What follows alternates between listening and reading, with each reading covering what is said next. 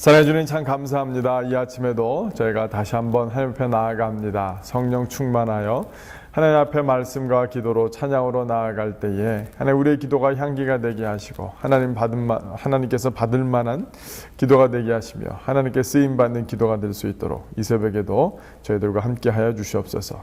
감사드리며 예수 그리스도 이름으로 기도드렸습니다. 아멘. 오늘 우리에게 주시는 하나님의 말씀은 마가복음 12장 13절에서 27절까지의 말씀입니다. 제가 봉독해 드리도록 하겠습니다.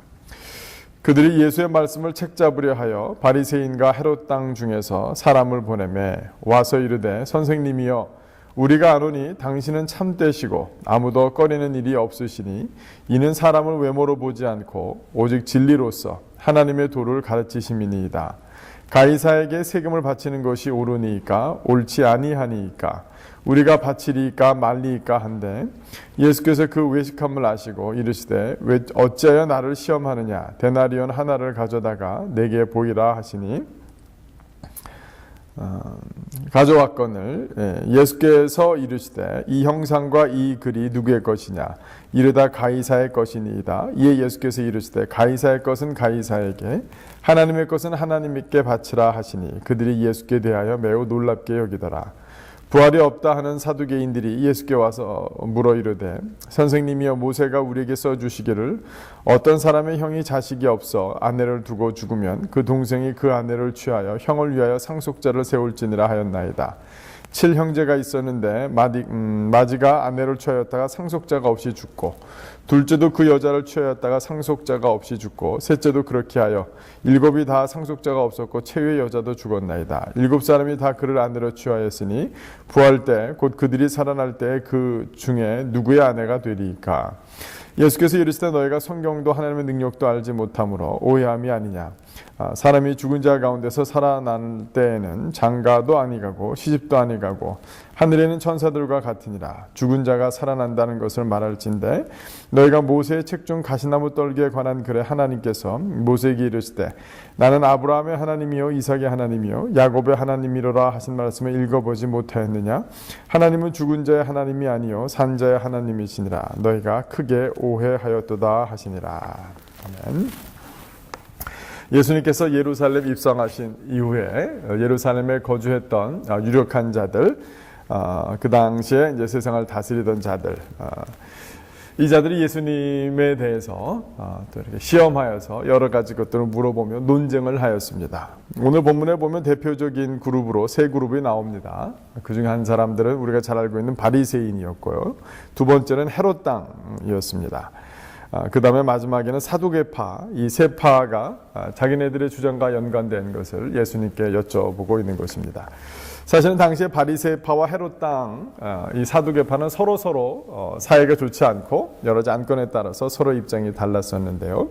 특별히 이제 바리새인과 헤롯 땅 처음에 나온 그 세금에 관련된 문제에 대해서 이 두 파들은 서로 굉장히 반대파였습니다. 왜냐하면 헤롯 땅은 헤롯이 이방인으로 이 로마 정부의 인정을 받아서 당시 분봉왕으로서 다스렸기 때문에 친로마 성향이 있는 사람들 헤롯 땅이었고 당연히 로마의 세금을 내야 된다는 사람들이었고 바리새인들은 오히려 세금을 내지 말아야 된다라는 그런 입장 가운데 있었던 사람들입니다.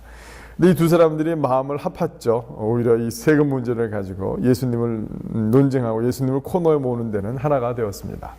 예수님께서 오히려 이 데나리온 하나를 가져오라 하시면서 그 동전 겉에 있는 이 가이사, 시저가 이렇게 왕이죠, 당시에.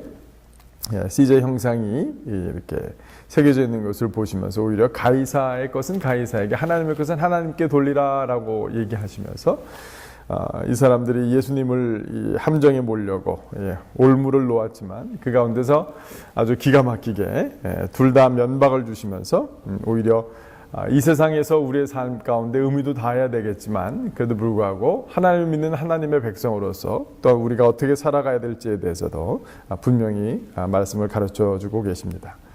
그 다음에 이제 사두개 사람들이 있었는데 이 다윗 시대 때 제사장 가운데 사두개라는 사람이 있었습니다. 그 후손들인데 이 사람들이 중간기에 그 후손 가운데 그 구약의 선지자가 끝나고 예수님 오시기 전 400년간의 이제 중간기에 하스만 왕조를 세우면서 자기들이 왕도 되고 대제사장도 하는 그래서 굉장히 현실적인 정권에 굉장히 그 지향이 있는 그런 종교적인 지파로서 정치적이기도 종교적이기도 한 이 사람들은 굉장히 현세 중심적이었습니다. 그래서 성경 가운데 모세 오경만 인정하는 사람들이었고 그래서 바리새파들과도 이 내세에 대해서는 이제 바리새파 사람들은 오히려 이제 그 내세가 있다, 부활이 있다라고 믿었지만 이 사두개파들은 이렇게 믿지 않은 겁니다. 이 사두개파들은 이제 예수님께 나와서 또 이제 물어본 거죠. 얼토당토 안 되는 굉장히 논리를 위한 논리를 가지고 와서 7명의 형제가 있었는데 그중 형수 치수주 때문에 이렇게 아내가 죽었을 경우에 아내를 계속 자녀도 없이 아내들이 계속 형수들을 이제 취하다가 나중에 나중에 부활이 된다면 누구 아내가 되겠습니까? 라고 하자 예수님은 두 가지 오해에 대해서 말씀하시죠. 첫 번째는 부활된 모습과 부활해서 우리가 살아가는 그 삶의 형태는 완전히 다르다는 것을 사두개파들은 이해하지 못했다.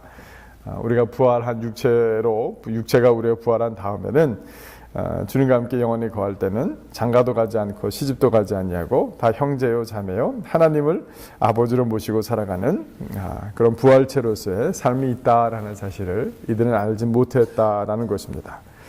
이 사두개파의 두 번째 오해가 무엇이에요? 두 번째 오해는 부활이 없다라고 하는 것이었죠. 모세 오경만 인정하는 것이었죠. 그런데 이 모세 오경만 인정하던 이 사두개파 사람들에게 예수님께서는 성경을 아주 새롭게 열어주시는 놀라운 역사가 있었는데 그래서 이 바리새파와 헤롯 당도 놀랬던 것처럼 이 사두개파들도 크게 놀랬던 것이 있는데 그것이 바로 모세오경 가운데 출애굽기 3장에 모세가 하나님께서 모세를 처음 부르셨던 장면, 이 떨기나무의 장면 가운데서 있었던 하나님의 말씀입니다. 그것은 뭐냐면 이제 모세에게 자기 자신이 하나님임을 드러내시면서 하나님 뭐라 그러시냐면 아브라함의 하나님이요 이삭의 하나님이요 야곱의 하나님이로라 하신 말씀, 이 말씀을 너희들이 제대로 이해하지 못했구나라는 것입니다. 여기 보면 하나님께서는 아브라함이, 이삭이, 야곱이 현재 살아있다라는 것처럼 표현하셨다라는 겁니다. 이 성경을 보면 모세가 최소한 400년 이전에 한 600년 이전에 아브라함이 또 그 다음에 이삭 또 야곱이 이미 다 죽었는데 그 영혼은 하나님께 올라갔고 육체는 매장되었지만 하나님 앞에 그들은 여전히 살아있는 한 영혼들로서 하나님과의 관계가 끊어지지 않은 여전히 아브라함과 이삭과 야곱이 다 살아있는 그래서 하나님은 산자의 하나님이시다라는 이런 표현을 이렇게 주님께서 이제 가르쳐 주신 것입니다.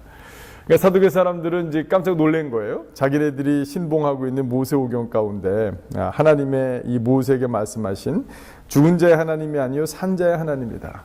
이미 아브라함도 야곱도 이삭도 하나님 앞에 살아있느니라. 이 말씀 앞에서 너희들이 부활이 없다 하지만 부활은 있다. 영혼이 멸절되는 것이 아니라 영혼은 하나님의 품 안에 안기고 육체까지 언젠가 부활할 날이 올 것이다 라는 사실을 증명하신 것입니다. 오늘 말씀을 또 여러 가지 논쟁들 가운데서 우리가 확인해야 될 것들이 있고 우리도 부활에 대해서 모르거나 오해하는 것들이 있을 수 있습니다.